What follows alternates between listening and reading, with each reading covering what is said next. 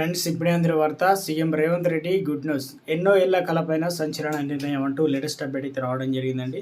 So ఆ వివరాలు ఏంటనేది వీడియోలో తెలుసుకుందాం. వీడియోని చివరి వరకు చూడండి, కంప్లీట్ ఇన్ఫర్మేషన్ అయితే అర్థమవుతుందండి. మీరు ఇంకెవరైనా సరే మన ఛానల్ సబ్స్క్రైబ్ చేయకుండా చూసినట్లయితే వెంటనే మన ఛానల్ సబ్స్క్రైబ్ చేసుకోండి. ప్రభుత్వం నుంచి వచ్చే లేటెస్ట్ అప్డేట్స్ అన్ని కూడా ముందుగానే అంచడం జరుగుతుంది. అదేవిధంగా చూస్తున్నారు కానీ లైక్ చేయడం మర్చిపోతున్నారు, వెంటనే లైక్ చేయండి. ఇక లేట్ చేయకుండా వీళ్ళకైతే వెళ్ళిపోదామండి. కారుణ్య నియామకాల కోసం ఎదురు చూస్తున్న వారికి తెలంగాణ ప్రభుత్వం శుభవార్త చెప్పింది. మరణించిన ఉద్యోగుల కుటుంబాలకు ఉపశమనం కలిగించే ముఖ్యమైన చర్యలో భాగంగా తెలంగాణ పంచాయతీరాజ్ శాఖ దాదాపు 560 మంది అర్హులైన అభ్యర్థులకు కార్య నియామకాలకు ఆమోదం తెలిపింది.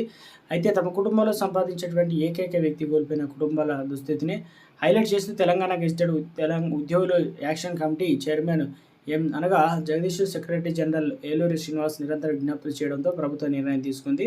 ఫలించిన టీజీఈజేఏసీ పోరాటం కుటుంబానికి జీవనోపాధి కల్పించడానికి సూపర్ న్యూమరీ పోస్టులను క్రియేట్ చేయడం ద్వారా కార్య నియామకాలు సులభతరం చేసింది.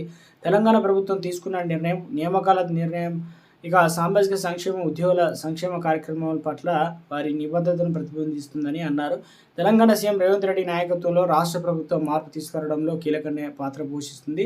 టీజీఈజేఏసీ అనగా అసోసియేషన్ నుంచి దీర్ఘకాలికంగా పెండింగ్లో ఉన్నటువంటి డిమాండ్లను పరిష్కరించడం ద్వారా ప్రభుత్వం మరణించినటువంటి ఉద్యోగుల కృషిని ప్రభుత్వం గుర్తించింది. వారి మీద ఆధారపడినటువంటి మృతి చెందిన ఉద్యోగుల కుటుంబాల ఆశకి అనగా మారిందనమాట, ఆశకిరణంగా. ఎందుకంటే కార్యనియామక లక్ష్యాన్ని సాధించడంలో టీఈజేఏసీ నాయకత్వం ఇక ఎంతో కృషి ఉందని చెప్పుకోవచ్చు అనమాట. గుడ్ న్యూస్ అయితే చెప్పడం జరిగింది అనమాట. ఎన్నో ఏళ్ళ